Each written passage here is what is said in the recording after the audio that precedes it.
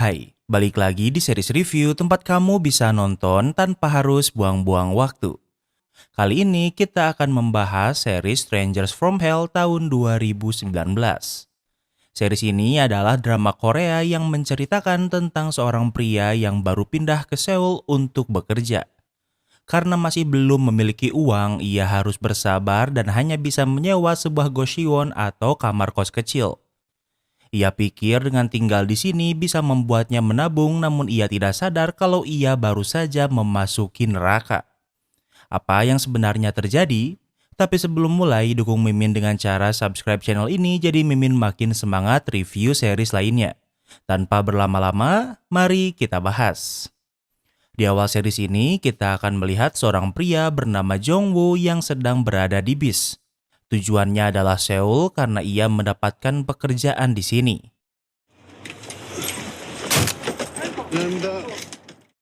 Namun saat akan membawa kopernya jatuh dan layar laptopnya rusak. Di saat yang sama kekasih Jongwoo menelponnya. Ia bernama Ji-eun dan sudah lebih dulu bekerja di Seoul di perusahaan yang berbeda dengan Jongwoo. Ji-eun menelpon Jongwoo hanya untuk menanyakan kabarnya. Jongwoo datang ke Seoul tanpa persiapan dan belum mendapatkan kosan padahal besok ia masuk kerja. Namun sebelum mencari kosan, ia pergi ke tempat servis laptop dulu. 20만 원입니다. 20만 원이요? 네. Untuk memperbaiki layarnya butuh biaya 200.000 won atau setara 2,2 juta rupiah. Jongwoo pikir biayanya terlalu mahal namun ia tidak memiliki pilihan lain. Saat akan pergi, ia melihat permainan dart dengan hadiah utama sebuah laptop. Jongwoo mencoba keberuntungannya, namun yang ia dapatkan hanyalah sebuah gantungan kunci. Yang dilakukan Jongwoo selanjutnya adalah untuk mencari kosan. Namun biayanya sangat mahal dari 270.000 won hingga 550.000 won, atau sekitar 3 juta hingga 6 juta rupiah. Jongwoo sudah menghabiskan seharian mencari kosan namun belum ada yang sesuai dengan budgetnya. Saat istirahat makan, ia menemukan sebuah goshwon atau kosan kecil dengan harga 190.000 won atau sekitar 2 juta rupiah per bulannya.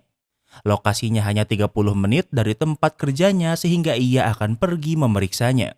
Karena kosannya murah, tentu tempatnya terpencil bahkan di atas bukit sehingga Jongwoo harus menaiki banyak tangga dan tanjakan. Setelah menemukannya, tempat ini bernama Goshwon Eden yang merupakan sebuah gedung kecil. 어떻게 이런 데서 살아? Jongwoo pikir kalau ia tidak bisa tinggal di tempat seperti ini dan berencana pergi. Namun roda kopernya lepas dan ia harus turun jauh untuk ke jalan utama. Karena malas, Jongwoo memasuki Goshwon karena terlanjur sudah berada di sini. Hanya lantai 3 dan 4 yang goshwon sehingga Jongwoo harus menaiki tangga lagi. Terlihat kalau dari lorongnya saja tempat ini terlihat pengap dan panas.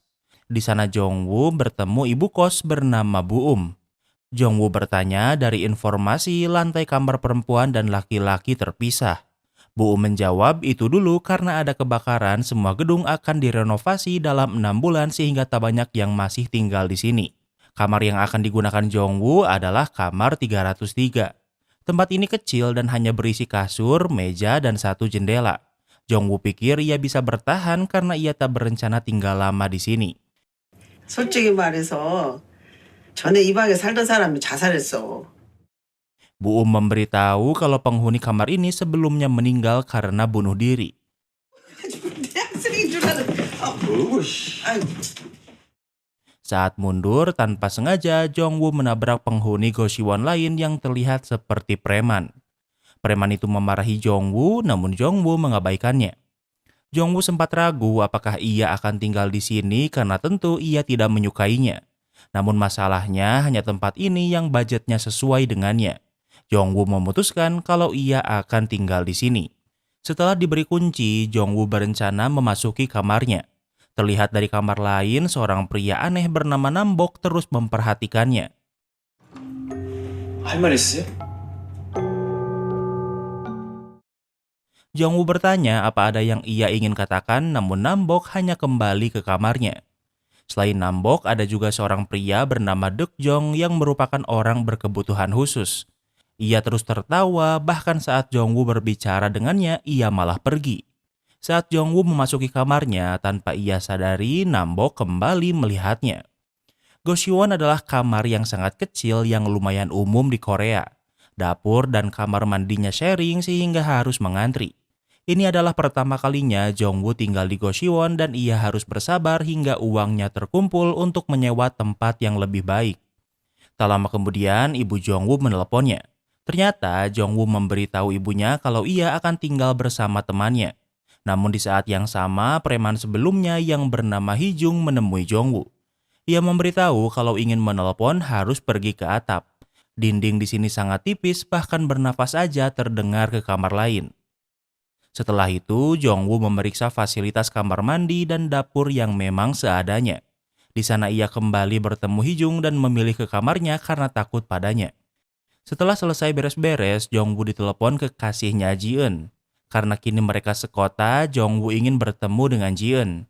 Namun Ji-eun pikir kalau Jongwoo lelah karena baru sampai ke Seoul sehingga sebaiknya ia beristirahat dan mereka bisa bertemu lagi besok. Setelah selesai menelepon, Bu juga ke atas untuk mengambil jemuran. Bu lupa memberitahu untuk tidak ke lantai 4. Dulunya, lantai 4 adalah Goshiwon khusus perempuan, namun karena kebakaran, tempat itu ditutup. Saat akan kembali ke kamar, Jongwoo melihat Nambok sedang menggunting kertas. Ternyata Nambok adalah seorang porn addict. Tak ingin berurusan dengannya, Jongwoo kembali ke kamarnya sementara Nambok mengawasinya. Jongwoo tak bisa tidur. Jongwoo adalah seorang penulis yang masih merintis, karena laptopnya masih diperbaiki sehingga ia menulisnya di buku. Di tempat lain, Deok-jong sedang berjalan-jalan di luar. Ia melihat seorang perempuan dan mendekatinya. Tentu perempuan ini takut dan memasuki rumahnya. Deok-jong tidak mengejarnya, melainkan bermain dengan kucing yang baru diberi makan. Setelah bermain dengan kucing, ia melihat ada yang sedang membagikan kopi gratis. Deok-jong juga ingin kopi, namun bukan segelas, tapi ia ingin sebotol untuk dirinya sendiri. 아유, 총각 어디서 장난하다 온 거야?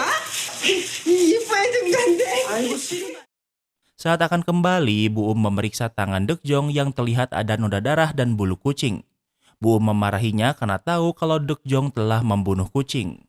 Deok-jong ke lantai 4 yang tidak berpenghuni. Di sana juga ada Nambok dan sepertinya mereka berteman. Mereka memasuki salah satu kamar dan sepertinya mereka sedang menyekap seseorang.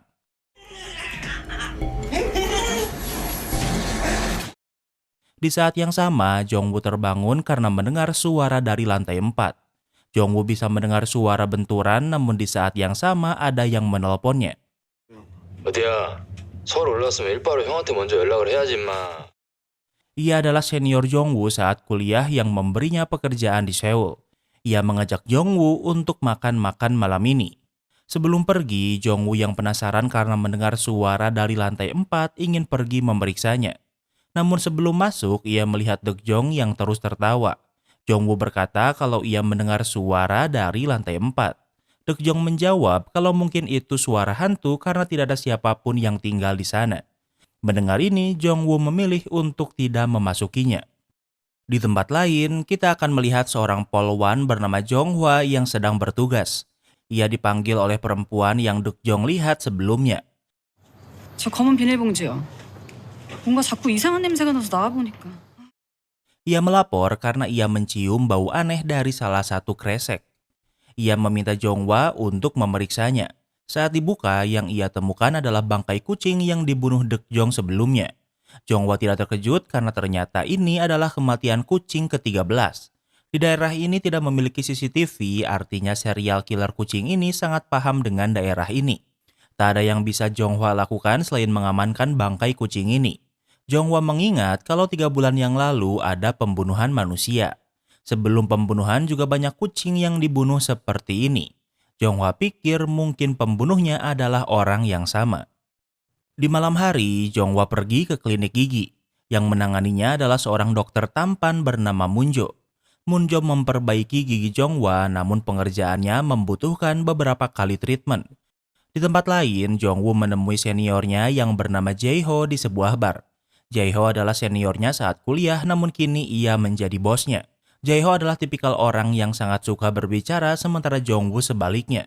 Saat ini Jongwoo masih menjadi pekerja magang dan akan menjadi pegawai tetap setelah cukup lama bekerja. Setelah dari bar, mereka melihat dua orang yang sedang berkelahi. Jae-ho meminta untuk tidak ikut campur karena bisa menyusahkannya. 뭘 그렇게 쳐다봐? Namun melihat ini membuat Jongwoo mengingat masa wajib militernya yang sepertinya telah terjadi sesuatu. Jongwoo memilih untuk memisahkan mereka. Tentu selanjutnya yang dipanggil adalah polisi dan ambulan. Jae-ho ingin melanjutkan minum-minum namun Jongwoo terlalu lelah dan ingin beristirahat. Jongwoo ingin pulang dengan bis namun Jae-ho memaksanya untuk menggunakan taksi dan memberinya ongkos. Tak lama kemudian Jongwoo sampai di Eden. 뭐 하세요? Saat berada di lorong, seseorang bertanya apa yang sedang ia lakukan. Pria ini bernama Gi-hyuk dan merupakan tetangga Jongwoo. Gi-hyuk berkata kalau Jongwoo lebih menarik dari kelihatannya. Jongwoo sedang tidak mood sehingga ia memilih mengabaikannya.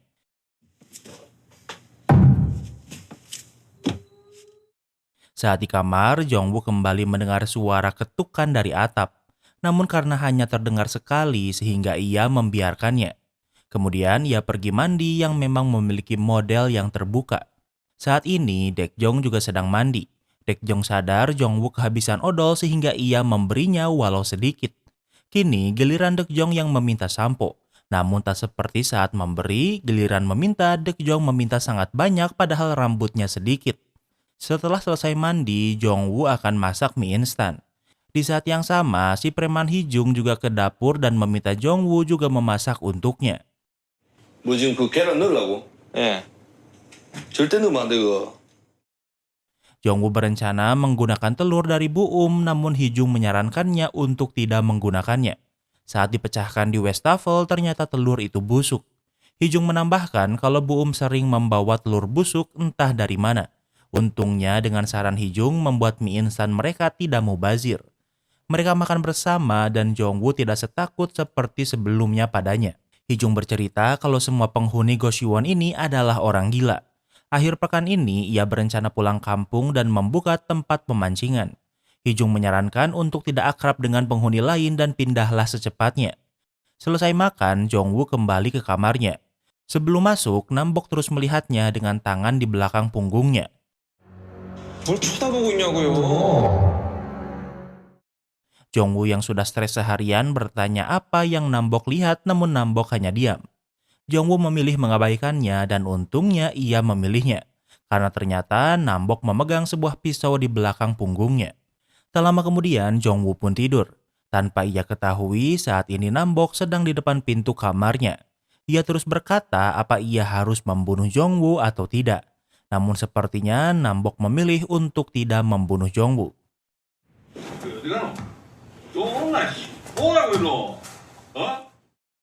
Di tengah malam, Jongwoo terbangun karena mendengar suara di luar. Saat memeriksanya, yang ia lihat adalah Hee-jung yang sedang memarahi Dae-jong karena menuduhnya memasuki kamarnya tanpa izin. Dae-jong membantahnya, namun Hee-jung tidak mempercayainya. Tak lama kemudian, dari sisi lain muncul Dae-jong yang asli.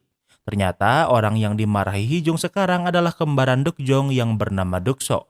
Berbeda dengan Dae-jong, Deok-so tidak berkebutuhan khusus. Hee-jung masih marah dan mendekati Dae-jong, namun Gi-hyuk menghentikannya. Hee-jung pikir kalau Dae-jong memasuki kamarnya, namun tentu ia membantahnya. Gi-hyuk bisa menghentikan tangan Hee-jung dan kini Hee-jung terasa seperti sedang dikepung. Hee-jung terlihat takut dan hanya diam. Gi-hyuk meminta Dae-jong meminta maaf pada Hee-jung sehingga keadaan kini menjadi damai. Keesokan harinya, Jongwoo pergi bekerja di hari pertamanya bekerja. Saat di luar, ia bertemu dengan Gi-hyuk. 안 더우세요? Jongwoo bertanya apa Gi-hyuk tidak kepanasan memakai kemeja panjang di musim panas. Gi-hyuk tidak menjawabnya sehingga Jongwoo mengabaikannya. Jongwoo pergi ke gedung tempatnya bekerja dan menjadi orang pertama yang sampai. Orang pertama yang ia temui adalah pria aneh bernama Byung-min. Byung-min membuka pintu kantor dan terlihat kalau kantor ini tidak terlalu besar. Perusahaan ini adalah perusahaan promosi untuk pertunjukan. Tak lama kemudian, Jae-ho dan dua karyawan lain juga sampai. 인사들 하세요. 여기는 내가 얘기했던 내 후배 윤종우 씨. 아, 후배. Jae-ho mengenalkan Jong-woo sebagai karyawan magang mulai dari sekarang. Sebelum bekerja, Jae-ho memanggil Jong-woo ke rooftop.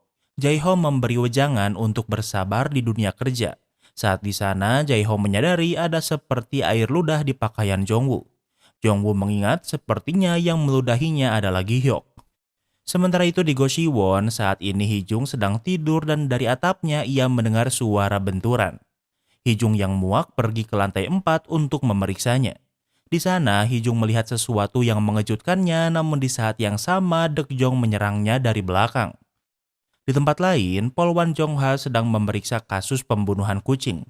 Jong-ha melihat mobil yang terparkir cukup lama dan memiliki dashcam. Dari rekaman itu, ia melihat Deok-jong yang membawa sebuah plastik hitam. Plastik itu dari toko alat tulis sehingga ia juga memeriksa rekaman CCTV-nya. Di sana, ia menemukan Deok-jong yang memang berbelanja di sini. Penjaga toko tahu Deok-jong yang tinggal di sebuah Goshiwon kecil yang akan direnovasi. Jong-hwa berhasil menemukan Goshiwon Eden dan memeriksanya. Orang yang ia temui pertama kali adalah Bu-um.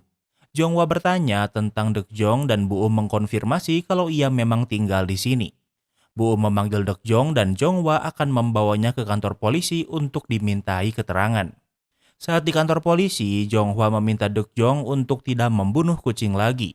Apalagi yang sudah dibunuh sebanyak 13 ekor. 13마리 아닌데. Namun Deok-jong berkata kalau ia hanya membunuh satu kucing. Berdasarkan data, kebanyakan mayat kucing terbakar atau menghitam. Berbeda dengan kucing yang dibunuh Deok-jong sehingga kepolisian pikir kalau Deok-jong bukanlah pelakunya. Kepolisian sedang memiliki banyak kasus dan salah satunya adalah berita orang hilang bernama Kumail yang merupakan imigran Pakistan. Dari informasi, Kumail terakhir terlihat di dekat Goshiwon Eden sehingga hal ini membuat Jong-hwa mencurigainya. Sementara itu di Goshiwon Eden, saat ini Hee-jung tersadar dengan keadaan dipenuhi luka dan juga diikat. Di depannya ada Deok-so yang bertugas menjaganya. Untuk membedakan Deok-jong dan Deok-so adalah Deok-so tidak gagap. Namun mereka berdua sama gilanya bagai pinang di belah dua. 경찰서 끌려갔다 왔다면서. Tak lama kemudian Deok-jong kembali. Deok-so memarahinya karena ia ditangkap polisi. Namun yang ditakutkannya bukan polisi melainkan penghuni lain Goshiwon. Kembali ke kantor Jong-woo, Byung-min memberikan sebuah sendal pada satu-satunya perempuan di kantor bernama Yu-jong. Byung-min berkata ia beli sendal beli satu gratis satu sehingga ia memberikan sisanya pada Yo-jung. Namun karena Jong-woo tidak membawa sendal sehingga Yo-jung memberikan sendal itu pada Jong-woo. Di hari pertama ini, Jong-woo tidak diberi pekerjaan apa-apa sehingga seharian ia hanya melamun. Karena Jong-woo meminta pekerjaan sehingga Byung-min memberinya tugas tanpa memberi petunjuk apapun dan memintanya mencari di internet. Saat memeriksa laptop Byung-min, Jong-woo melihat histori e-commerce kalau Byung-min memang sengaja memberikan Yu-jong sendal. Sepertinya Byung-min memang menyukai Yu-jong.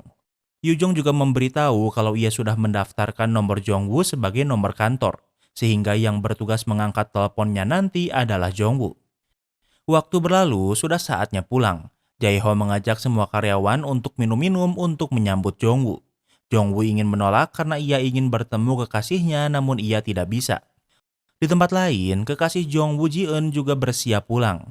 Ia ingin bertemu dengan Jong-woo namun bosnya memberi pekerjaan tambahan sehingga ia terpaksa harus lembur malam ini.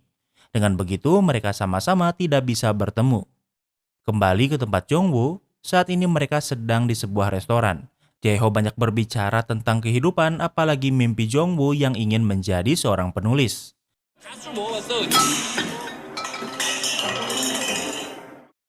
Jong-woo memiliki pikiran untuk marah namun ia bisa menahannya. Setelah mereka selesai makan-makan, tentu akhirnya mereka berpisah. 회사 대표랑 형 동생 사이라고 괜히 나대지 마, 알았어.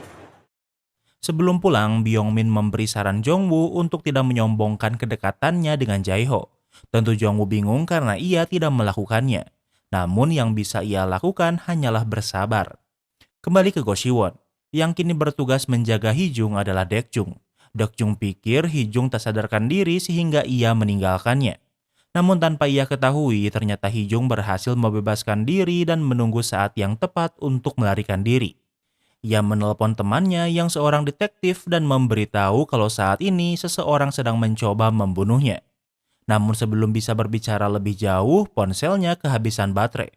Hee-jung mengendap-endap untuk melarikan diri. Namun tanpa ia sadari, ada Gi-hyuk di belakangnya dan kembali menyerangnya. Saat di dapur, Gi-hyuk memarahi Deok-jong yang sedang makan. Artinya, Deok-jong, Deok-so, dan Gi-hyuk bersekongkol. Tak lama kemudian, Bu ke dapur dan ia melihat panci mie ada di kepala Deok-jong.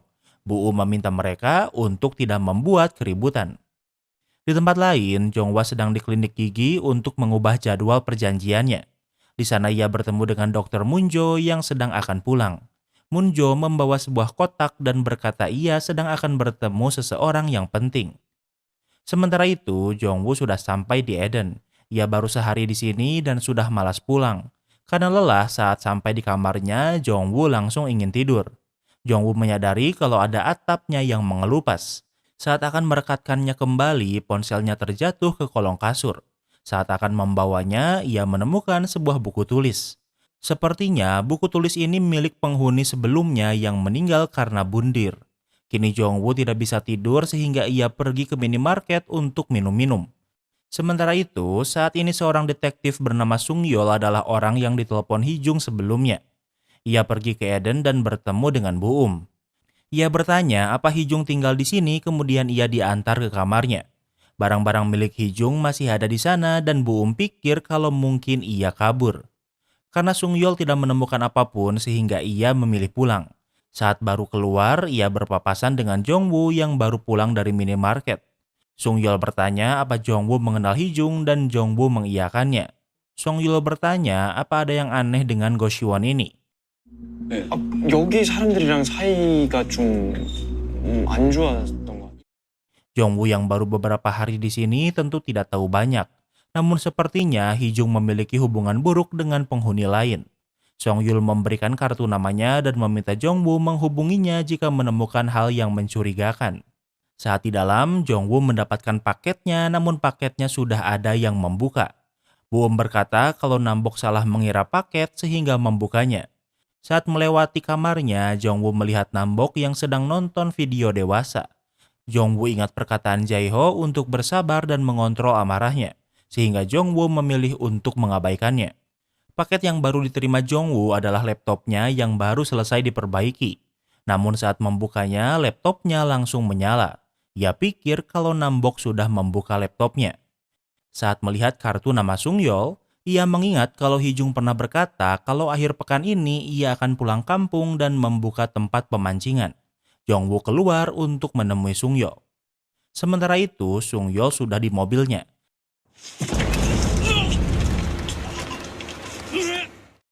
Namun saat lengah, ternyata Gi-hyuk menyerangnya dengan mencekik dan menusuknya. Saat Gi-hyuk melihat Jong-woo yang di luar, ia lengah dan Sung-yeol bisa melawan. Namun Gi-hyuk kembali membalikan keadaan dan membunuh Sung-yeol. Namun di saat yang sama, Dr. Moon-jo yang baru pulang bekerja melihatnya. Ia melihat Gi-hyuk masih hidup walau terluka. Kotak yang dibawa Min-ju jatuh yang ternyata berisi banyak bekas jarum suntik. Kemudian Moon-jo menusuk leher Gi-hyuk dan membunuhnya. Moon-jo membunuh Gi-hyuk karena Gi-hyuk membunuh tanpa izin. Hal ini menunjukkan kalau Moon-jo juga adalah komplotan para psikopat ini. Di tempat lain, Jong-woo sedang menelepon kekasihnya Ji-eun dan ingin bercerita tentang Go Siwon. Namun karena kelelahan lembur, Ji-eun ingin beristirahat. Selesai menelepon, di saat yang sama Moon-jo menemui Jong-hwa. Ternyata Moon-jo juga tinggal di Go Siwon dan mengenalkan diri. Jong-woo pikir semua orang yang tinggal di Go Siwon aneh sehingga ia juga mencurigai Moon-jo.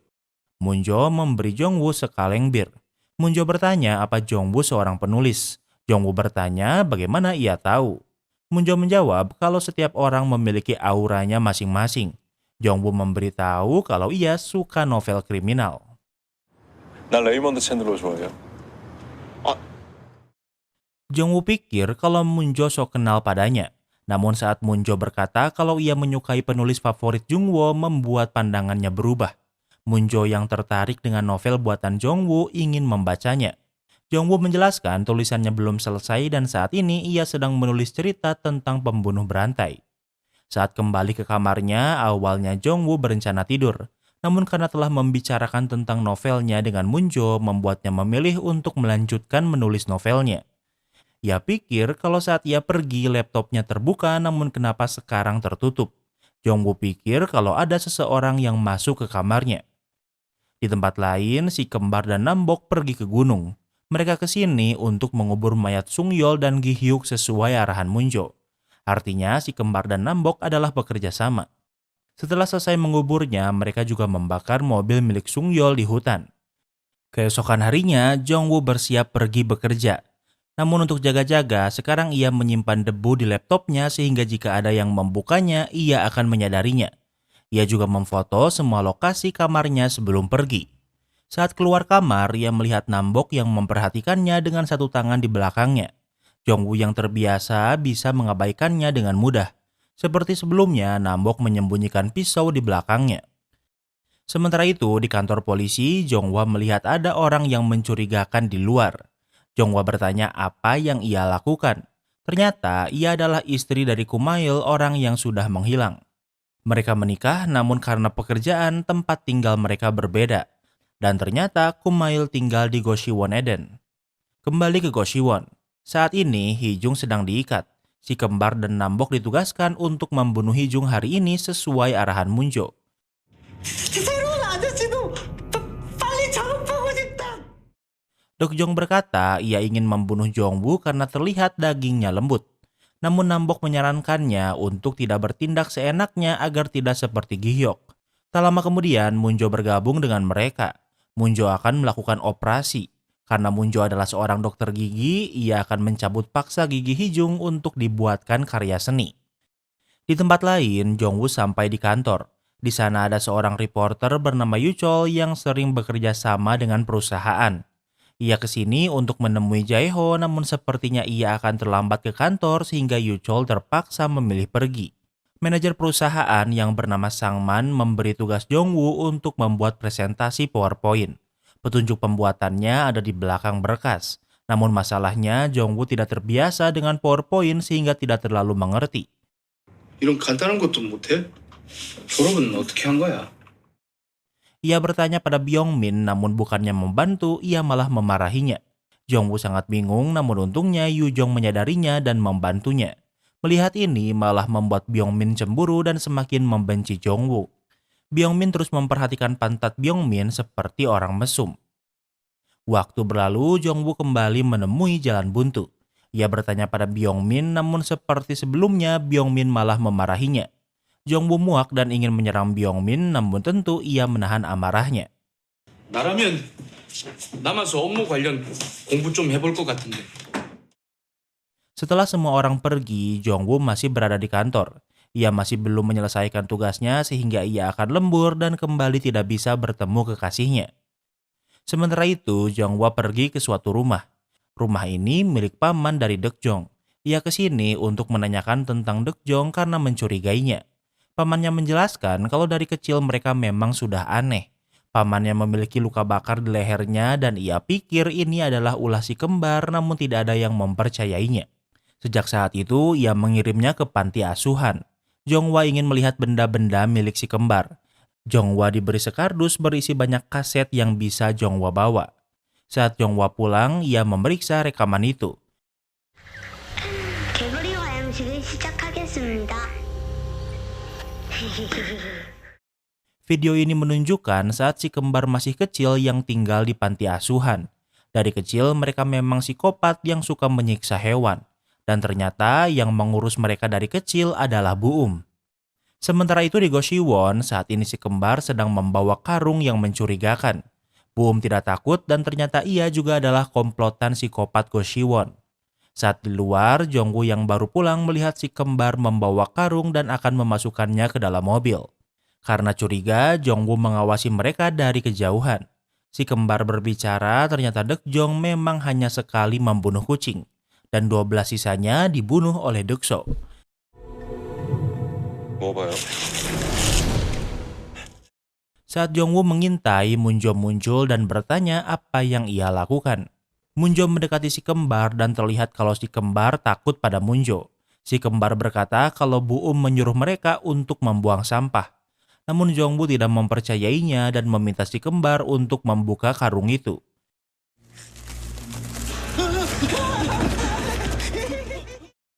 Jongwoo membukanya dengan tangannya sendiri dan ia terkejut karena menemukan daging di sana. Saat Munjo memeriksanya, ternyata itu adalah bangkai kucing. Karena berpikir semuanya baik-baik saja, Jongwoo dan Munjo pulang. Di dapur, Munjo mengeluarkan makanan daging mentah yang dibuat Buum. Munjo meminta Jongwoo memakannya, namun ia merasa daging ini rasanya aneh. Jongwoo pikir rasanya aneh mungkin karena ia baru melihat bangkai kucing. Namun Munjo berkata kalau ini adalah daging manusia. Tentu Munjo berkata kalau itu hanya bercanda. Kemudian Jongwoo ke kamarnya. Ia memeriksa laptopnya dan debunya tidak berubah yang artinya tidak ada yang membuka laptopnya. Kemudian Jongwoo melanjutkan menulis novelnya. Di tempat lain, si kembar sedang mengendarai mobil dan ada polisi yang menghentikannya. Ternyata orang itu adalah Jonghwa yang sedang berpatroli. Jonghwa menghentikan mereka karena satu lampu belakang mobil mati. Jonghwa melihat Dokso menggunakan jam tangan. Ia mengingatnya jam ini juga dipakai oleh Kumail sebelum menghilang. Jonghwa ingin memeriksa bagasi belakang dan melihat noda darah. 아, 그건 음식물 쓰레기 국물이에요. Dokso berkata kalau itu adalah noda dari sampah yang ia buang. Karena tidak ada yang aneh, Jonghwa membiarkan si kembar pergi. Keesokan harinya, Jongwoo bersiap pergi bekerja. Seperti biasa, Nambok melihatnya, namun kali ini ia tidak menyembunyikan pisaunya. 죽여버려. Nambok berkata kalau ia akan membunuh Jongwoo, kemudian memasuki kamarnya. Jongwoo ingin berbicara dengannya, namun ia memilih untuk mengabaikan Nambok. Tak lama kemudian, Jonghwa juga sampai di Goshiwon. Ia tidak memakai pakaian polisi karena hari ini ia libur. Ia bertemu dengan Buum yang berpakaian rapih. Ternyata ia akan pergi ke acara amal untuk lansia. Jonghwa ke sini untuk bertanya apakah Kumail tinggal di sini. Buum mengenalnya dan memberitahu kalau ia menghilang, bahkan yang melaporkannya adalah Buum. Di saat yang sama, Jongwoo melewat dan mendengar pembicaraan mereka. Ia bingung karena sebelumnya Buum berkata kalau penghuni sebelumnya meninggal karena bundir dan bukan menghilang. Setelah berbicara, Jonghwa menemui Jongwoo dan ingin berbicara dengannya. Jongwoo harus bekerja sehingga Jonghwa akan mengantarnya hingga ke halte. Mereka membahas Kumail yang menghilang. 그 남자 말고 혹시 다른 아저씨 실종 신고는 없었어요? Jongwoo bertanya apa selain Kumail ada juga yang menghilang karena sudah lama ini ia tidak melihat Hijung dan Gihyok. Bahkan kemarin ada detektif yang mencarinya. Jonghwa ingin tahu siapa, namun masalahnya kartu nama Sungyol ada di kamarnya. Jonghwa ingin tahu siapa, namun masalahnya kartu nama Sungyol ada di kamarnya. Jonghwa memberikan nomornya jika ia sudah pulang untuk memberitahu kartu nama itu. Tak lama kemudian mereka sampai di halte bus tujuan Jongwoo. Saat memasuki bis, Buum sadar kalau Jongwoo baru bertemu dan berbicara dengan Jonghwa. Namun saat di sana, Buum bertemu dengan perempuan tua tak bernama sehingga kita akan memanggilnya Jisoo. Buum melihat Jisoo dengan pandangan ketus, namun Jisoo mengajaknya berbicara. Jisoo ingin ngobrol sehingga Buum mengajaknya ke Goshiwon untuk berbicara. Tak lama kemudian mereka sampai di Goshiwon dan minum teh di dapur. Deokjong bergabung dengan mereka dan membuat Jisoo tidak nyaman. Jisoo meminum teh buatan Buum yang ternyata sudah ditambah racun yang bisa membuatnya tak sadarkan diri. Saat akan pulang, Jisoo merasakan efek dari racun Buum kemudian menyerangnya. Waktu berlalu, Jisoo tersadar dengan keadaan terikat. Ternyata Buum mengingat Jisoo sebagai orang yang sering membulinya saat kecil karena gemuk. Kini adalah saatnya Buum untuk membalas dendam. Namun untuk sekarang ia belum mau melakukannya. Di tempat lain, Ji-eun baru selesai meeting dengan kliennya di sebuah kafe. Karena kafenya dekat dengan kantor Jongwoo, Ji-eun pergi memeriksanya. Jae-ho juga senior Ji-eun sehingga mereka saling mengenal. Ji-eun kesini hanya untuk melihat Jongwoo sehingga ia tak akan lama. Jongwoo mengantar Ji-eun pulang. Di perjalanan, Jongwoo memberikan hadiah gantungan yang ia dapat saat bermain dart. Setelah mendapatkan taksi, Ji-eun pun pulang kembali ke kantornya, begitupun dengan Jongwoo. Saat kembali ke kantor, Jongwoo mengirim foto kartu nama detektif Sungyol dan mengirimkannya pada Jonghwa. Kemudian, Jonghwa menelepon kartu nama itu namun tidak ada yang menjawabnya. Kini Jonghwa menelepon kantor polisi Sungyol bekerja. Ia bertanya tentang detektif Sung Yeol, namun ternyata sudah beberapa hari ini ia sedang cuti sehingga tak masuk kerja dan tidak bisa dihubungi. Jonghwa berbicara dengan polisi lain tentang masalah ini.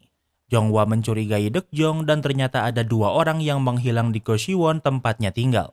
Seorang detektif juga ke sana dan sekarang juga menghilang. 아닌데. 넌 진짜 이상한데. Jonghwa pikir ada sesuatu yang janggal dengan Gosiwon Eden. Kemudian Jonghwa ke klinik gigi karena sekarang adalah saatnya perawatan giginya. Jonghwa bercerita tentang orang yang suka menyiksa kucing. Jonghwa berkata kalau ia mencurigai penghuni Gosiwon dan hal ini membuat Moonjo waspada. Ia mematikan kamera CCTV dan berencana membunuh Jonghwa. Namun di saat yang sama, Jonghwa menerima telepon kalau ada polisi lain yang meminta bantuannya. Karena Jonghwa memberitahu polisi lain di mana sekarang ia berada membuat Moonjo tidak bisa membunuhnya. Di tempat lain, Jongwoo baru sampai di Gosiwon. Sebelum masuk, ia menelepon Ji-eun yang sekarang sedang makan-makan bersama rekan kerjanya. Ji-eun mengangkatnya dan Jongwoo bercerita tentang penghuni Gosiwon yang aneh. Ji-eun pikir kalau Jongwoo terlalu lelah untuk mengurus mereka sehingga sebaiknya diabaikan saja. Selain itu, Ji-eun pikir kalau Jongwoo harus lebih tegas dalam bertindak. Setelah selesai menelepon, Jongwoo masuk ke gedung namun Bu-eum mengajaknya berbicara. Ia memberi minuman pada Jongwoo dan membicarakan tentang apa yang dibicarakan Jongwoo dan Jonghwa. Jongwoo menjawab ia tidak berkata apa-apa padanya dan kembali ke kamarnya. Saat Bu-eum di dapur, ia berbicara dengan Moonjo. 이제 서서히 약효과가 시작돼가지고 걱정할 거 없어. Setelah tahu kalau mereka berdua adalah psikopat, ternyata Bu-eum mencampur racun di minuman yang diminum Jongwoo sebelumnya. Ia pikir sebentar lagi Jongwoo akan tak sadarkan diri. Namun Moonjo menjawab kalau Jongwoo tak selemah yang Bu-eum pikir. 왜 그랬어요? 뭐가? 4층 여자요. Moonjo juga bertanya apa yang dilakukan Bu-eum pada Jisoo. Bu-eum balik bertanya apa Moonjo akan membunuhnya seperti ia membunuh Gi-hyuk karena membunuh tanpa izinnya. Moonjo menjawab kalau Bu-eum bisa melakukan apapun sesukanya. Sementara itu, efek racun Jongwoo sudah mulai bereaksi pada Jongwoo yang mulai linglung. Tanpa ia sadari kalau di luar kamarnya, si kembar dan Nambok sudah menunggu dengan membawa senjata. Walau Jongwoo pusing, namun ia tak menyerah dan tidak pingsan. Tanpa ia sadari, ternyata ada lubang yang bisa mengintip dan Moonjo mengintipnya dari lubang itu. Melihat Jongwoo yang tidak pingsan, ia memberitahu yang lain untuk tidak membunuh Jongwoo malam ini. Ternyata Moonjo pikir kalau Jongwoo memiliki potensi menjadi seorang psikopat seperti mereka. Jongwoo yang menyerah pingsan memilih untuk kembali menulis novelnya. Namun ia menyadari kalau debu di laptopnya menghilang yang artinya ada yang masuk ke kamarnya. Saat keluar, sudah tidak ada siapapun di sana.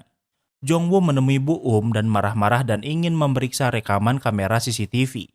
Saat memeriksa, ia melihat Nambok berdiri di depan kamarnya saat Jongwoo bekerja. Namun tiba-tiba kamera rusak sehingga tidak terlihat apakah Nambok memasuki kamar Jongwoo atau tidak. 아저씨, 나와봐요. Karena muak, kini Jongwoo langsung menemui Nambok. Jongwoo memarahinya, namun Nambok hanya tertawa dan tidak memperdulikannya. Nambok ingin Jongwoo berkata kalau ia ingin mati. Namun sebelum masalah memanjang, Moonjo ikut berbicara. Kini Jongwoo merasakan apa yang Hijung rasakan saat terkepung. Saat ini yang dirasakan Jongwoo adalah ketakutan sehingga ia memilih untuk kembali ke kamarnya. Namun kemudian Moonjo mengajak Jongwoo untuk berbicara berdua. Jongwoo menceritakan tentang Nambok yang ia pikir memasuki kamarnya, namun masalahnya ia tidak memiliki bukti apapun. Moonjo tahu kalau saat marah Jongwoo benar-benar ingin membunuh Nambok. Moonjo pikir kalau Jongwoo cocok tinggal di sini. Di tempat lain, Bu-eum membuat rebusan air yang ia gunakan untuk membius targetnya. Namun kali ini ia memasukkannya ke dalam minuman botol yang sepertinya untuk targetnya selanjutnya. Keesokan harinya, Jongwoo pergi bekerja seperti biasa. Namun ia akan pergi ke kantor polisi terlebih dahulu dan Jonghwa menemuinya. 전에 살던 그 괜찮습니다. 외국인 아저씨고. Jongwoo kesini untuk memberikan buku milik penghuni kamar sebelumnya barangkali bisa berguna. Jonghwa bertanya apa menurutnya ada hal yang aneh di Gosiwon. Jongwoo menjawab kalau tidak ada yang tinggal di lantai 4, namun ia sering mendengar suara dari sana. Di saat yang sama, Jongwoo melihat Bu yang memperhatikannya sehingga ia menghentikan pembicaraan mereka. Kemudian Bu pulang dan bertemu dengan Munjo. Bu memberitahu tentang Jongwoo yang sering menemui Jongwa. Bu bertanya apakah ia harus membunuh Jongwa. Munjo melarangnya karena ia yang akan mengurusnya. 아니에요. 제가 알아서 할게요. Kemudian Bu pergi ke rumah lansia yang tinggal sendirian. Ia terlihat seperti mengurus mereka, namun yang ia lakukan sebenarnya adalah membuat mereka sakit. Bu memberi minuman yang sudah ia beri racun sebelumnya. Tak lama kemudian, perempuan tua ini pingsan, kemudian Bu menggeledah lemari untuk mencari berkas asuransi. Di tempat lain, reporter Yuchol ke kantor Jongwoo, namun saat ini hanya ada Jongwoo di sana. Yuchol meminta Jongwoo membawa gunting kuku milik Byungmin di lacinya. Saat membawanya, ia melihat foto Yujong yang Byungmin simpan di lacinya. Tak lama kemudian, karyawan lain datang setelah selesai melakukan rapat. Namun ternyata Jae-ho masih tidak ada sehingga Yuchol akan pergi karena yang ia ingin temui adalah Jae-ho. Byungmin menyadari kalau Jongwoo melihat foto Yujong di lacinya. Jongwoo tidak merasa bersalah karena Yuchol yang menyuruhnya. Alasan kenapa Jae-ho tidak ada di kantor karena ternyata saat ini Jae-ho sedang bersama Ji-eun. Kebetulan mereka sedang bertemu klien yang berdekatan sehingga sekalian bertemu. Ji-eun mengkhawatirkan Jongwoo karena setelah sampai ke Seoul ia menjadi aneh. Setelah selesai bertemu, Ji-eun bersiap kembali ke kantor. Jae-ho memberi beberapa kopi untuk rekan kerja Ji-eun. Bos Ji-eun melihatnya dan berpikir kasihan pada Jongwoo. Ji-eun tidak berselingkuh dengan Jae-ho, namun siapapun bisa menyadari kalau Jae-ho menyukai Ji-eun. Sehingga bertemu di belakangnya seperti ini tentu menyakiti perasaan Jongwoo. Sementara itu di Goshiwon, Jongwa yang mencurigai lantai 4 seperti perkataan Jongwoo berencana memeriksanya. Yang berpenghuni saja kumuh apalagi yang terbengkalai. Di salah satu ruangan, Nambok bertugas menjaga Jisoo dan mengancamnya untuk tidak bersuara. Karena Jongwa tidak menemukan apapun sehingga ia memutuskan untuk pergi. Nambok memeriksa untuk memastikan kalau Jongwa sudah pergi. Namun saat kembali, ia tidak bisa menemukan Jisoo. Jisoo berhasil membebaskan diri dan melarikan diri. Kakinya terluka sehingga ia tak bisa pergi jauh, namun ia berhasil keluar. 도와주세요. 발을 다쳐서 걸을 수가 없어요. Namun sayangnya, orang yang pertama ia mintai tolong adalah Munjo, si raja psikopat. Dengan begitu, Jisoo kembali ditahan di lantai 4 Goshiwon. Munjo pikir Bu tidak boleh membuang-buang waktu lagi dan harus segera membunuhnya. Di tempat lain, setelah pulang bekerja, Jongwoo dan yang lainnya minum-minum hingga mabuk. Jongwoo mabuk berat hingga muntah-muntah dan kesulitan berjalan. Jongwoo tidak bisa pulang sendiri sehingga Jae-ho memesankan taksi untuknya. Namun masalahnya, Jongwoo pingsan dan alamat yang diberikan Jae-ho tidak jelas sehingga supir taksi tidak tahu kemana ia harus pergi.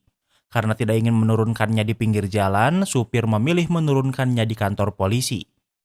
Sementara itu, Jae-ho menelepon Ji-eun dan ingin bertemu dengannya padahal sudah larut malam. Jae-ho bahkan sudah di perjalanan ke apartemen Ji-eun. Ji-eun yang mengingat perkataan bosnya yang untuk memikirkan perasaan Jongwoo, Ji-eun menelepon Jongwoo namun Jongwoo yang teler tentu tidak mengangkatnya. Baterai ponsel Ji-eun juga akan habis sehingga ia langsung pergi ke Goshiwon Eden. Tak lama kemudian Jongwoo tersadar dan Jongwa bertanya ada apa sebenarnya di Goshiwon karena Jongwoo tidak ingin pulang. 저런 건 무서워요. Jongwoo berkata kalau ia sangat ketakutan saat berada di sana. Di saat yang sama ia membaca pesan kalau Ji-eun pergi ke Goshiwon Eden. Karena khawatir, Jongwoo meminta polisi untuk mengantarnya secepatnya ke Goshiwon apalagi Jongwoo tidak bisa menghubungi Ji-eun. Tak lama kemudian ia sampai dan sangat panik. Saat di dapur, ia menemukan Ji-eun sedang menunggunya. Jongwoo sangat khawatir sehingga Jongwoo menyeret Ji-eun pulang dan Ji-eun sangat bingung dan takut. Jongwoo tidak suka Ji-eun di sini karena berbahaya. 겉만 정상이지. 세상에 이 사람들보다 이상한 사람이 얼마나 많은데. Ji-eun merasa Jongwoo berlebihan karena ia tidak memandang penghuni Goshiwon segila yang ia pikir. Mereka bertengkar sehingga untuk sekarang Ji-eun akan pulang diantar oleh Jongwa. Walau Jongwoo sedih karena bertengkar dengan Ji-eun, namun setidaknya ia tahu kalau Ji-eun baik-baik saja. Jongwoo kembali ke kamarnya untuk beristirahat. Bu memberinya sebotol minuman yang ia sudah beri racun. Jongwoo meminumnya tanpa mencurigainya. Tentu efeknya adalah ia menjadi pusing kemudian pingsan di kamarnya. Keesokan harinya, Jongwoo terbangun dan karena hari ini weekend sehingga ia tidak akan bekerja. 저한테 할 말 있어요? Di dapur ia bertemu dengan Nambok dan bertanya apa ada yang ingin ia katakan. Nambok menjawab, katakan saja jika ia ingin dibunuh maka Nambok akan melakukannya. Jongwoo yang muak menantang Nambok untuk membunuhnya, kemudian Nambok pergi ke kamarnya. Deokjong juga muncul dan terus tertawa. Jongwoo yang sedang emosi menyebut Deokjong sebagai orang gila. Deokjong marah dan ingin menyerang Jongwoo, namun untungnya Deokso muncul untuk menghentikannya. Munjo pun muncul dan karena semua cecunguk ini takut pada Munjo, tak ada satupun yang berani menyentuh Jongwoo. Kemudian Munjo mengajak Jongwoo ke rooftop. Jongwoo menjelaskan ia bertengkar karena Nambok berkata akan membunuhnya. Munjo pikir itu wajar karena mungkin karena kejadian semalam saat Jongwoo mabuk dan mengamuk. Jongwoo tidak mengingatnya sehingga Munjo memintanya untuk memeriksa rekaman CCTV. Rencananya hari ini Jongwoo akan bertemu dengan Ji-eun. Namun ternyata Ji-eun ada kerjaan sehingga mereka akan bertemu sore ini. Karena pagi ini ia tidak memiliki kegiatan, ia ingin memeriksa rekaman CCTV semalam. Ternyata saat diperiksa semalam Jongwoo memang mengamuk namun ia tidak mengingatnya. Di tempat lain, Jongwoo sedang berbicara dengan ayahnya yang mantan pensiunan detektif.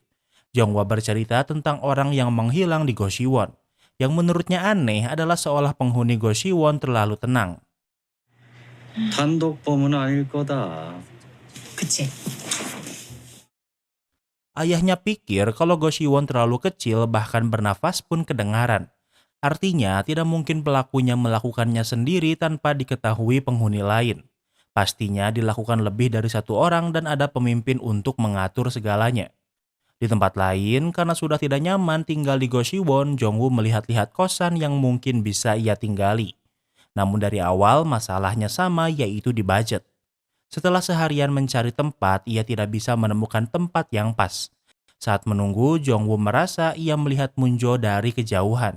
Namun saat diperhatikan lebih jelas, Munjo menghilang. 왜 자꾸 그 남자가 보이는 거지? Tak lama kemudian, Ji-eun menemuinya karena mereka berencana untuk berkencan. Namun masalahnya sekarang mood Jongwoo jelek dan menjadi parno. Ji-eun pikir setelah Jongwoo ke Seoul ia menjadi aneh. Orang di Goshiwon tidak seburuk yang ia pikir. Ji-eun pikir daripada mereka bertengkar sebaiknya kencan ini batal. Di tempat lain, Jongwoo diberitahu rekan polisinya yang dimintai mencari informasi tentang Bu-eum. Dari informasi ternyata Bu-eum menikah 2 kali dan kedua suaminya meninggal karena kecelakaan.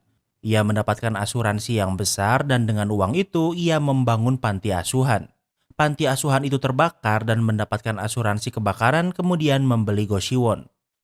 Kembali ke tempat Jongwoo. Kini Jongwoo sudah sangat takut dengan penghuni Goshiwon. Bahkan sebelum pulang ia membeli sebuah pisau untuk berlindung. Kali ini saat ia memasuki kamar ia tidak menemukan siapapun di lorong. Jongwoo melanjutkan menulis novel dan tak lama kemudian ada yang mengetuk pintu kamarnya. 신경이 좀 빌릴 수 있을까요? Ternyata yang memanggilnya adalah pria bernama Seok-yun yang merupakan penghuni baru Goshiwon. Ia kesini untuk meminjam charger karena chargernya rusak. Jongwoo tidak mencurigainya sehingga ia memberikan chargernya. Sementara itu di lantai 4, si kembar dan Nambok sedang membersihkan noda darah setelah membunuh Jisoo. 근데 뒤치다거리는 왜 맨날 우리들만 하는 겁니까? Deokso muak karena mereka yang harus selalu membereskan setelah Munjo selesai membunuh. Deokso dan Nambok berdebat karena mereka sama-sama membenci Jongwoo namun terlalu takut pada Munjo untuk membunuhnya. Nambok menantang Deokso untuk membunuh Jongwoo dan Deokso menerima tantangan itu. Di saat yang sama, Jongwoo mendengar suara mereka. Jongwoo yang penasaran pergi ke lantai 4 untuk memeriksanya. 누구 있어요? 잘 됐네. 어차피 씨가 지발로 뒤지러 왔으니까 여기서 끝내버리면 되겠네. Jongwoo bertanya apa ada orang di sini. Mendengar ini membuat Deokso benar-benar akan membunuh Jongwoo. Deokso pergi untuk menemui Jongwoo. Namun tak lama kemudian Deokso kembali dan ternyata justru ialah yang telah diserang. Namun bukan oleh Jongwoo melainkan oleh Munjo yang terpaksa harus membunuh Deokso. Sementara Jongwoo yang tidak melihat apapun pergi tanpa tahu kalau ia hampir mati. Keesokan harinya, hari ini Jongwoo tidak memiliki kegiatan namun ia tidak ingin diam di Goshiwon. Ternyata Seokhyun adalah street rapper dan akan tampil di taman. Karena tidak ada kegiatan sehingga Jongwoo akan menontonnya walau tidak terlalu suka rap. Alasan mereka berdua memilih Goshiwon Eden tentu karena harganya murah. Setelah perform, mereka makan-makan di restoran. 한 일주일 정도가 진짜 너무 힘들었거든요. Jongwoo bercerita kalau seminggu ini sangat berat baginya setelah pindah ke Goshiwon. Ia menyarankan Seokhyun untuk pindah secepatnya. Sementara itu, Jongwoo mencari informasi mengenai panti asuhan milik Buum yang terbakar di internet. Ia menemukan panti asuhan itu bernama Semteo sama dengan nama klinik Dr. Munjo. Karena penasaran, Jongwoo ke klinik karena kebetulan hari ini adalah jadwalnya memeriksa gigi. Sambil menunggu, ia melihat-lihat foto dan melihat ada Buum dan si kembar. Jongwoo bertanya tentang panti asuhan yang memiliki nama yang sama dengan klinik ini. 잘 알죠? 제가 거기 출신이거든요. Munjo menjawab tentu ia tahu karena ia memang tumbuh di panti asuhan itu. Baginya, Buum sudah seperti ibunya sendiri. Di tempat lain, Buum sedang membuat makanan daging mentah seperti sebelumnya. Kemudian ia pergi ke basement bangunan. Ternyata di sana ada penjara di mana Hijung masih hidup dan diberi makan agar terus hidup. Saat malam tiba, Seokhyun akan pulang ke Goshiwon sementara Jongwoo akan menemui Ji-eun. Saat sampai di sana, ia ragu apakah Ji-eun sudah tidur atau belum. Jongwoo mengiriminya pesan, namun di saat yang sama ia melihat Ji-eun baru pulang bersama Jae-ho. Melihat ini, perasaan Jongwoo campur aduk.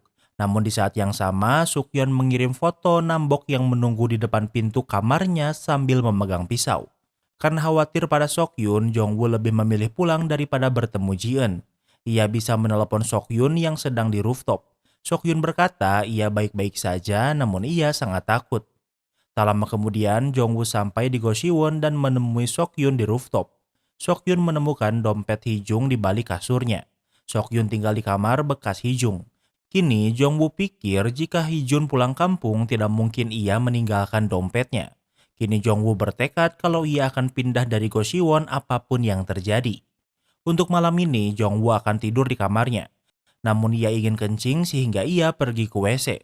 Saat kembali ia melihat Nambok di depan kamarnya sedang memegang pisau. 종가 거기서 뭐해? 아이고. Jongwoo ingin memfotonya namun Buum muncul dan berisik sehingga Nambok menyadarinya dan pergi sebelum Jongwoo memiliki bukti. Jongwoo sudah muak dan meminta Buum untuk memeriksa kamar Nambok. Jongwoo tidak tahu kalau yang ia lakukan sia-sia karena semua orang di Goshiwon selainnya dan Seokhyun adalah komplotan psikopat. Jongwoo sudah muak namun ia sudah tidak bisa melakukan apa-apa karena tidak memiliki bukti. Kini ia bahkan tidak bisa tenang bahkan tidur sambil duduk dan memegang pisau. Saat pagi tiba adalah saatnya untuk bekerja. Karena semalaman kurang tidur membuat Jongwoo sangat lelah dan tidak bisa berpikir jernih. Hari ini dijalani Jongwoo seperti tak ada yang terjadi. Setelah orang-orang pergi, Jongwoo masih tinggal di kantor karena tidak ingin pulang.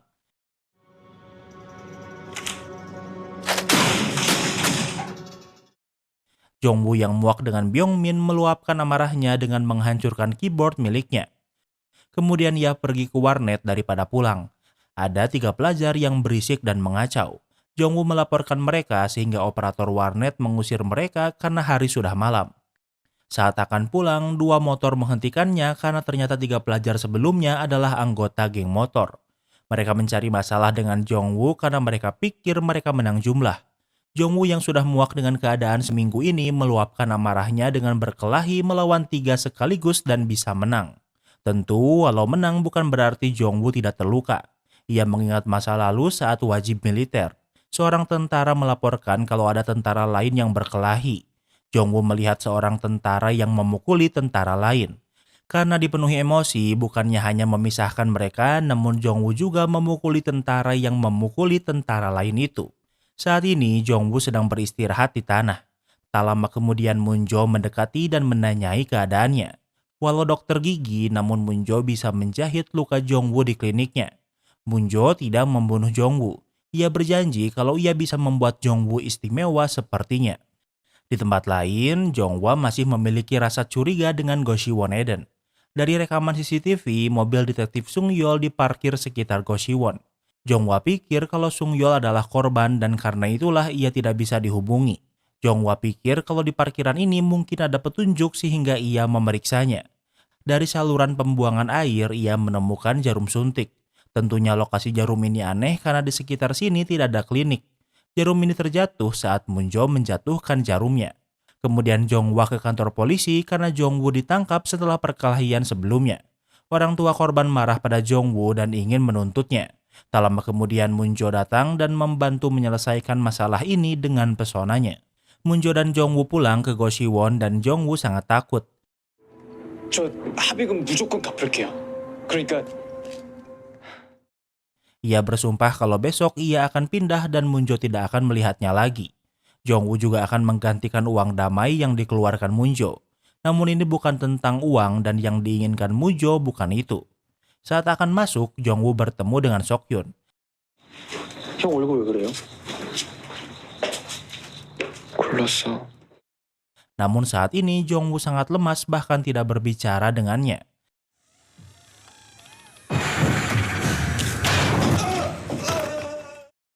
Jongwoo memasuki kamarnya dan ia menjadi histeris karena melihat bangkai kucing. Saat Seok-hyun memeriksanya, ternyata itu hanya pakaiannya. Sepertinya Jongwoo juga sudah semakin gila. Di tempat lain, Jongwoo pikir kalau mencari detektif yang hilang terlalu sulit sehingga ia ingin mencari mobilnya. Ia pikir mobil itu dibuang ke tempat yang sepi seperti gunung. Ia memeriksa perempatan kamera CCTV dan melihat mobil detektif menaiki gunung namun tak kembali lagi. Keesokan harinya, Byung-min bekerja dan panik menemukan keyboardnya sudah hancur. 내가 묻잖아. Di sana hanya ada Jongwoo dan Byung-min memarahinya. Jongwoo yang sudah muak menyerang dan memukulinya sangat parah. Untungnya, karyawan lain datang tepat waktu dan menghentikan Jongwoo. Jae-ho berbicara berdua dengan Jongwoo. Jae-ho bingung apa yang terjadi pada Jongwoo hingga seperti ini. 지은이 왜 만났어요? Jongwoo bertanya kenapa kemarin Jae-ho menemui Ji-eun di belakangnya. Jae-ho bingung harus menjawab apa dan terlihat takut pada Jongwoo. Namun Jongwoo tidak melakukan apa-apa kemudian pergi dari ruangan Jae-ho. Di tempat lain, Jongwoo menemui seorang dokter untuk menanyai apakah ia tahu sesuatu tentang jarum yang ia temukan. Dokter menjawab kalau jarum itu biasanya digunakan untuk bius lokal yang biasa dipakai dokter gigi. Sementara itu, Byung-min sudah dirawat di rumah sakit dan walau terluka namun ia baik-baik saja. Reporter Yu-chol datang untuk menjenguknya. 아니 근데 진짜 그 인턴이 그런 거야? 그 새끼 사이코예요. 사이코. Byung-min berkata kalau yang memukulinya adalah Jongwoo yang ia pikir gila. Yu-chol pikir kalau ia bisa menjadikan ini berita. Ia ingin berbicara dengan Jae-ho, namun Jae-ho ingin berbicara dengan Jongwoo terlebih dahulu. Di malam hari, Jae-ho menemui Jongwoo di depan Go Siwon. Jae-ho ingin mereka berbicara di bar. Jae-ho bahkan memanggil Ji-eun untuk membuktikan kalau mereka tidak berselingkuh. Jae-ho memberitahu tentang Jongwoo yang berkelahi dengan Byung-min. Di depan Ji-eun, Jae-ho bertindak sok kuat dan tidak takut pada Jongwoo. Mereka bertengkar namun Ji-eun menghentikannya. Namun yang benar-benar menghentikannya sebenarnya adalah kemunculan Moon-jo. Melihat Moon-jo membuat ekspresi Jongwoo berubah. Jae-ho tidak suka Moon-jo ikut campur dan meminta Moon-jo pergi. Jungwoo tidak ingin Moon-jo mencari masalah sehingga ia mengajaknya keluar. Jungwoo ingin Moon-jo tidak melakukan apa-apa pada Jae-ho dan Ji-eun. Jae-ho masih tak menyerah dan mengejar Moon-jo namun ia mengabaikannya. Jungwoo menyarankan Jae-ho untuk berhati-hati malam ini. Jae-ho pikir Jongwoo mengancamnya namun yang ia maksud adalah Moon-jo. Jongwoo sangat ketakutan sehingga ia tidak ingin pulang ke Go Siwon sehingga ia dan Ji-eun pergi ke hotel. Di tempat lain, reporter Yu-chol yang sudah berjanjian dengan Jae-ho memasuki kantor sendirian karena Jae-ho masih di perjalanan. Ia menunggu di ruangan Jae-ho yang memang memiliki ruangan tersendiri. Tak lama kemudian, Jae-ho juga sampai di kantor. Tanpa ia sadari kalau Moon-jo mengikutinya hingga ke kantor. Tanpa basa-basi, Moon-jo langsung menusuk leher Jae-ho tanpa ragu. Yu-chol menyadarinya sehingga ia bersembunyi di kolong meja.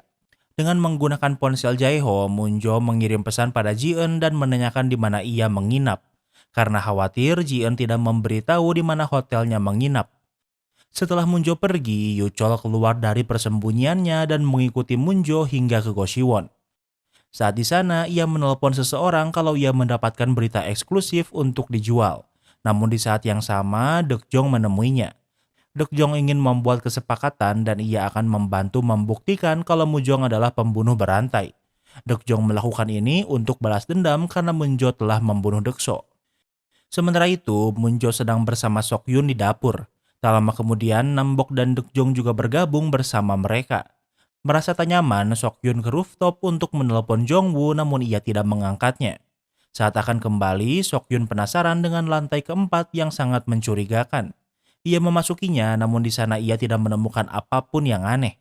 Namun tak lama kemudian, Deok-jong dan Nam-bok muncul membawa sesuatu. Sok-yun ingin memeriksanya namun Moon-jo memojokkannya kemudian menyerangnya. Sementara itu di hotel, Jong-woo terbangun dan melihat Moon-jo.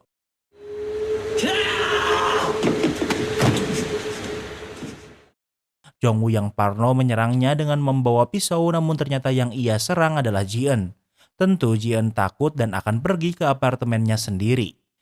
Jong-woo kembali ke kamar dan menerima pesan dari Sok-yun yang berkata ia sedang makan-makan dengan penghuni lain. Jong-woo menelepon namun di-reject yang artinya yang mengirim pesan sebelumnya bukan Sok-yun.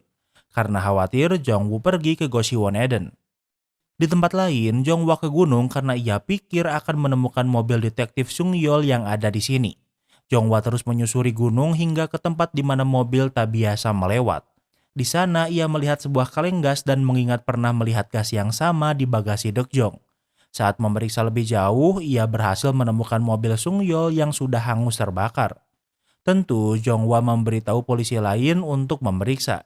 Namun butuh waktu untuk mengkonfirmasi apakah ini mobil Sung-yeol atau bukan. Di tempat lain, Jong-woo sudah sampai di Goshiwon. Dengan membawa pisau, Jong-woo memasuki Goshiwon dengan waspada. 형, 놀랬어요. 형 온다길래 재밌어. Ia menemukan Sok-yun yang baik-baik saja. Jong-woo pikir Sok-yun main-main karena ia sangat khawatir. Namun kini ia pikir kalau Sok-yun bersekongkol dengan mereka. Karena berpikir seperti itu membuat Jong-woo memilih pergi. 최선을 다했어요. Ternyata Sok-yun terpaksa menuruti permintaan Moon-jo untuk memancing Jong-woo namun ia gagal. Kaki Sok-yun patah sehingga ia tidak bisa melarikan diri. Moon-jo menghukum Sok-yun dengan mencabut giginya secara paksa. Moon-jo menggunakan gigi korbannya untuk dibuat benda seni. Sementara itu di basement ternyata Hee-jung masih hidup selama ini dan sedang bersama Nam-bok. Hee-jung yang muak melawan sehingga Nam-bok menyerangnya. Namun di saat yang sama ia menerima video call. Keesokan harinya Jong-woo menerima pesan dari Yu-jong kalau Jae-ho meninggal. Jong-woo pergi ke upacara pemakaman yang dilakukan keluarganya.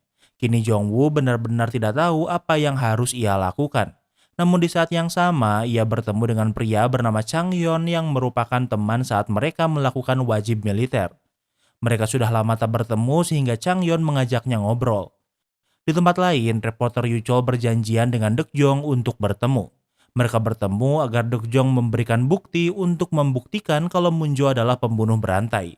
Deok-jong pergi sementara Yu-chol tak membuang-buang waktu dan membuat report untuk berita eksklusif ini. Namun Moon-jo sudah mengetahuinya sehingga tentunya hidup Yu-chol berakhir hari ini. Kembali ke tempat Jong-woo. Saat ini ia dan Chang-yeon sedang di restoran. Chang-yeon sudah menganggap Jong-woo seperti kakaknya sendiri. Sehingga saat Jong-woo menjelaskan tentang Goshiwon, Chang-yeon mempercayainya. Di saat yang sama, Jong-woo menerima telepon dari Ji-eun. Jong-woo mengangkatnya dan ternyata saat ini Ji-eun sedang disekap Moon-jo di Goshiwon. Ternyata sebelumnya Ji-eun menerima pesan dari Jae-ho. Namun itu sebenarnya jebakan karena ponsel Jae-ho dipegang Moon-jo dan Ji-eun tidak tahu kalau Jae-ho sudah meninggal. Tentu kini Moon-jo tidak harus repot-repot mencari Jong-woo karena ia tahu kalau Jong-woo akan ke Goshiwon untuk menyelamatkan Ji-eun. Jong-woo berencana pergi ke Goshiwon namun Chang-yeon ingin membantunya di sana. Tak lama kemudian mereka sampai. Chong-yeon membawa sebuah tongkat untuk jaga-jaga. Namun sebelum masuk, Jong-woo menelepon Jong-woo. Ia memberitahu kalau Ji-eun disekap di Goshiwon dan ia akan menyelamatkannya. Jongwa tidak ingin Jongwoo masuk sendirian, namun Jongwoo tidak ingin membuang-buang waktu. Jongwoo dan Changyeon memasuki Goshiwon dengan waspada.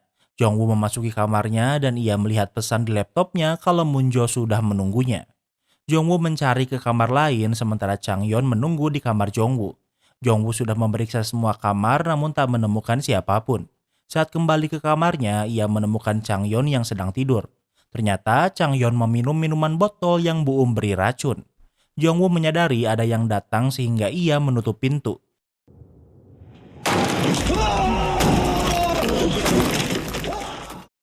Namun tak lama kemudian Dokjong memukul pintu dengan kapak. Padahal pintu terbuat dari kardus tapi effort banget harus pakai kapak. Moonjo berkata ia akan membebaskan Ji-eun jika Jongwoo membunuh Changyeon.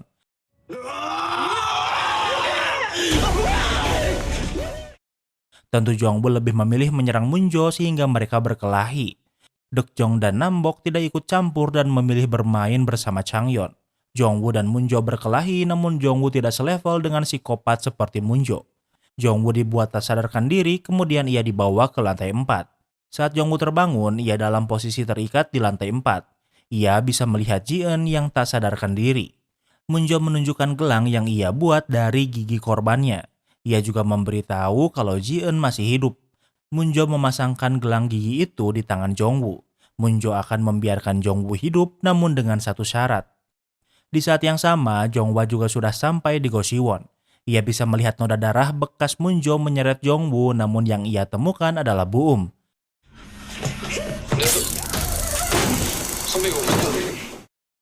Dokjong berencana menyerang dari belakang namun dengan menggunakan taser Jongwa berhasil menghentikan Dokjong. Namun Buum bisa membuat Jongwa tak sadarkan diri. Tak lama kemudian Jongwa tersadar di penjara basement bersama Hijung dengan kondisi terikat. Sementara di atas rekan polisi Jongwa mengkhawatirkannya sehingga memeriksa. Namun mereka tidak memiliki surat perintah untuk menggeledah sehingga tak bisa melakukan apapun. Sementara di basement yang bertugas menjaga tahanan adalah si mesum Nambok. Tentu melihat tahanan wanita cantik membuatnya senang.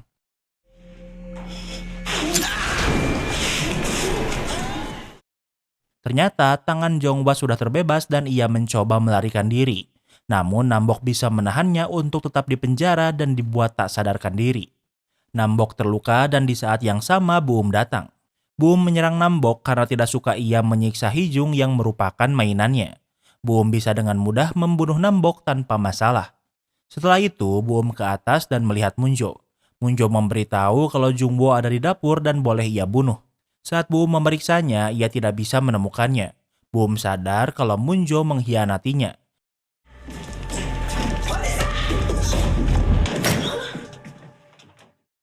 Kini ia menjadi waspada dan sesuai dugaannya ternyata Moonjo mengkhianati dan membunuhnya.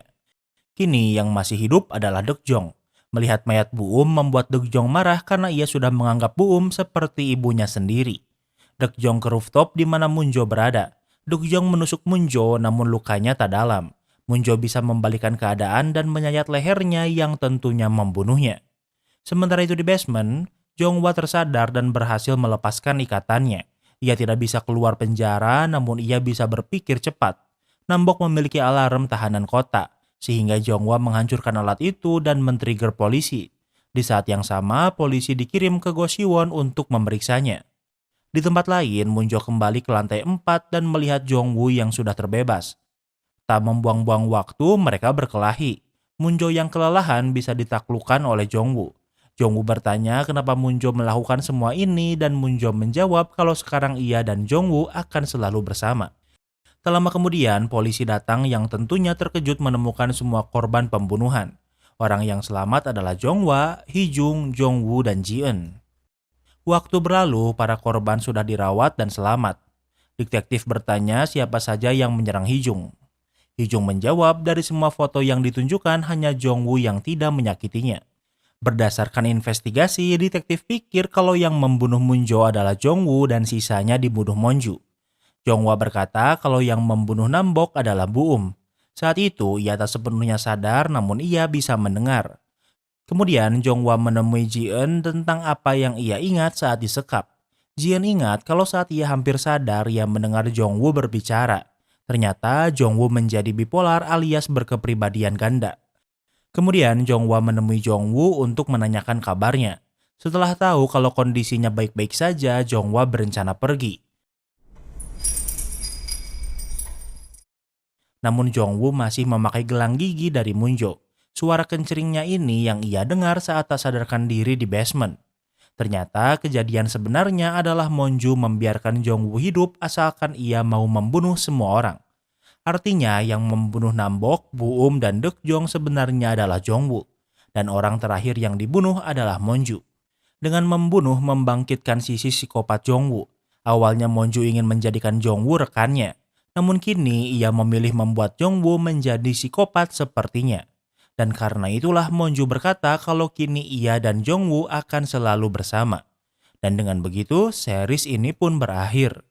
Kini kita masuk ke sesi rating. Yang pertama adalah tema. Mimin suka tema dengan kosan misterius. Tapi masalahnya selain Moonjo, psikopat lain tidak memiliki alasan kuat untuk membunuh. Moonjo membunuh karena ia pikir ini karya seni. Jadi untuk tema, Mimin kasih rating 9/10. Yang kedua adalah pace. Karena dari awal sudah diketahui siapa pembunuhnya membuat pace-nya jadi lambat. Tapi walau pace-nya lambat, tiap episodenya masih bisa dibuat menarik jadi gak boring nontonnya. Untuk pace, Mimin kasih rating 8/10. Yang ketiga adalah plot twist.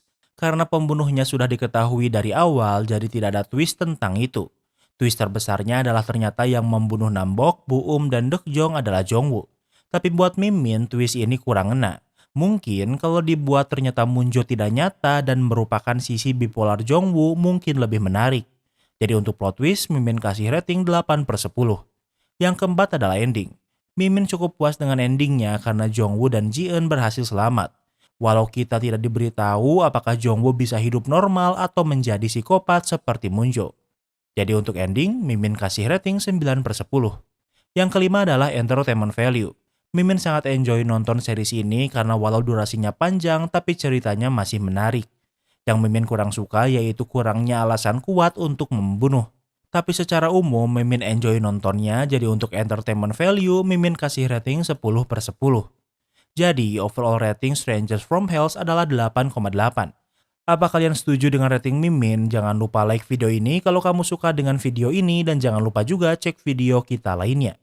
Terima kasih sudah menonton dan sampai bertemu lagi di series berikutnya.